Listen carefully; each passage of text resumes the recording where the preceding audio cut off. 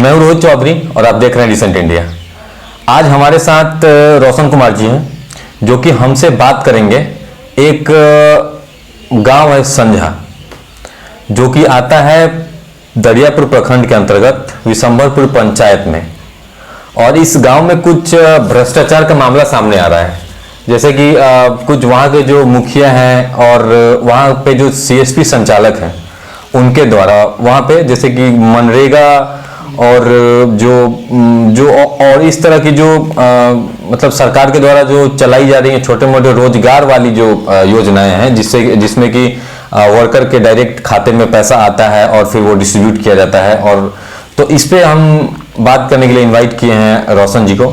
वहां से हमें कुछ इस तरह की जो भ्रष्टाचार वाले मामले हैं इसका कुछ हमें अंदेशा हुआ था, तो इनसे हम बात करते हैं। रोशन जी, स्वागत है आपका डिसेंट इंडिया में। सर, सबसे पहले तो मैं धन्यवाद करता हूं रोहित जी आपका जी कि आपने हमें मौका दिया और विशंभरपुर पंचायत की भ्रष्टाचार के मुद्दे पर जो आपने सवाल उठाया, इस पर मेरे पास जो कुछ पहलू पर बात करूंगा मैं जी। सबसे पहले मैं आपके दर्शकों को नमस्कार करता हूं जी, और धन्यवाद। मैं इस मुद्दे पर आना चाहता हूं कि विशंभरपुर पंचायत में पिछले 6 महीनों से मैं कुछ देख रहा हूं कि कुछ गतिविधियां मुखिया के द्वारा या मुखिया पति के द्वारा कुछ सही नहीं लग रहा है।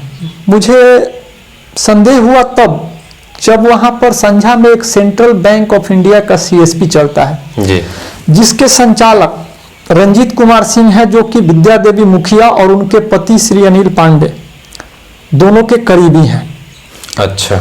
वहां जो सीएसपी चलता है उसमें ग्रामीणों के खातों से पैसों की फर्जी निकासी कहिए, गलत निकासी कहिए या ज़्यादा निकासी कहिए, सारे मामले वहाँ पर होते हैं। तो मैंने जब ये मामला सुना तो अपने भाई को मैंने भेजा पैसा निकासी करने के लिए। तो पैसा निकासी करने के दौरान उसके खाते से उसने 4,000 रुपये निकाले और उसके खाते से 4,025 रुपये निकाले गए। जब उसने पूछा तो संचालक ने ये कहकर टाल मटोल कर दिया कि चार्ज कटता है, जबकि मैं खुद बैंकिंग सेक्टर से जुड़ा हूं तो मुझे पता है कि बैंक क्या चार्ज काटती है और कैसे उसकी सूचना प्रदान जनता को करती है। उस पर हम बाद में आएंगे। जब बैंक का जांच इससे पहले मैं आपको बीच में एक रोकना चाहूंगा। आप जो ये भ्रष्टाचार का जो मामला जो लांछन लगा रहे हैं, जो ब्लेम कर रहे हैं आप तभी ये बात हम कर सकते हैं जब आपके पास कुछ ऑन द पेपर रिकॉर्ड हो। हाँ, मेरे पास प्रूफ है, तभी तो मैं इस पर एक्शन लिया हूँ। मैं इसकी रिटेन रूप में सेंट्रल बैंक के ब्रांच मैनेजर और सेंट्रल बैंक के रीजनल ऑफिस में रीजनल मैनेजर, दोनों लोगों के पास मैंने मेल किया इसकी जानकारी। अच्छा। मेल करने के बाद मेरी बात मैनेजर से हुई दरियापुर। उन्होंने मुझे आश्वासन दिया कि अगर ऐसी बात है तो इस पर उचित कार्रवाई होगी। मैंने उनको स्पष्ट कहा कि ऐसी अगर बात है तो ऐसे लोगों को बैंक चलाने का कोई अधिकार नहीं है जो विश्वास के रिश्तों को तोड़कर पैसा के लोभ में अंधे हो गए और गरीबों के खाते से पैसों की चोरी कर रहे हैं जी। इसी बात को लेकर मेरे मुखिया पति और बैंक संचालक से कुछ कहा सुनी हुई। हाँ, मेरी कहा सुनी हुई। गांव के कई लोगों ने इस बात को देखा और जाना और जानने का प्रयास किया कि आखिर ये मामला ऐसा क्यों हुआ। मैंने मुखिया पर आरोप तब लगाया जब मुझे यह जांच के दौरान पता चला कि उस बैंक में सिर्फ और सिर्फ फर्जीवाड़ा भ्रष्टाचार ही होता है, इसीलिए बैंक चलाया जा रहा है। मुखिया के द्वारा गांव के आंगनबाड़ी सेविका का जॉब कार्ड बनाया गया। जॉब कार्ड मतलब कौन सा? मनरेगा जॉब कार्ड जिसे बोला जाता है। मिट्टी का काम जिसे सरकार करवाती है और उसकी मजदूरी उसके खाते में देती है।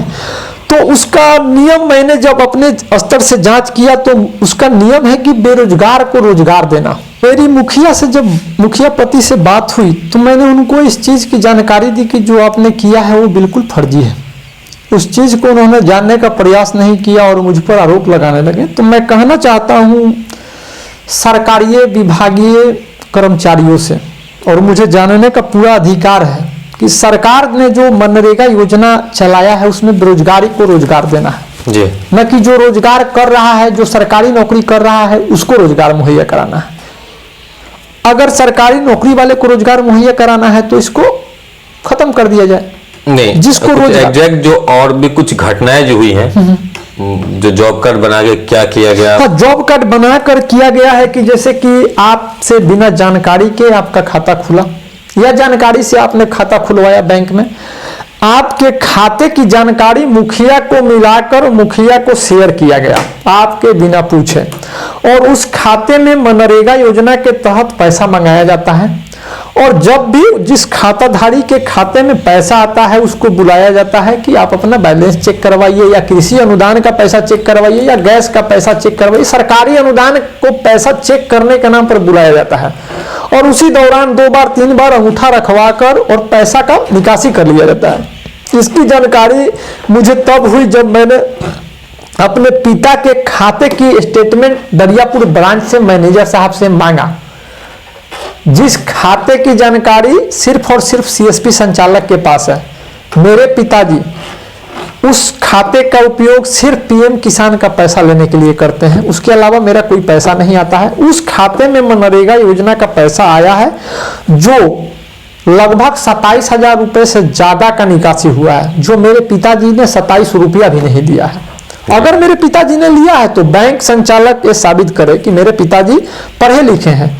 अंगूठा के निशान से अगर पैसा लिए हैं तो जब भी वहां पैसा उठाने जाते हैं तो रजिस्टर में साइन करते हैं। अगर मेरे पिताजी ने साइन करके पैसा उठाया है तो दिखा दिया जाए।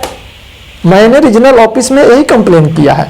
बैंक ने मुझे आश्वासन दिया है कि चुनाव बाद उस पर त्वरित कार्रवाई की जाएगी, और जो भी इसमें सम्मिलित होंगे उन पर कार्रवाई होना निश्चित है। मैं स्पष्ट कर देना चाहता हूं, मुखिया हो या मुखिया पति हो, या इसमें जो भ्रष्टाचार में जो जो लोग शामिल होंगे उसके ऊपर कार्रवाई होना निश्चित है।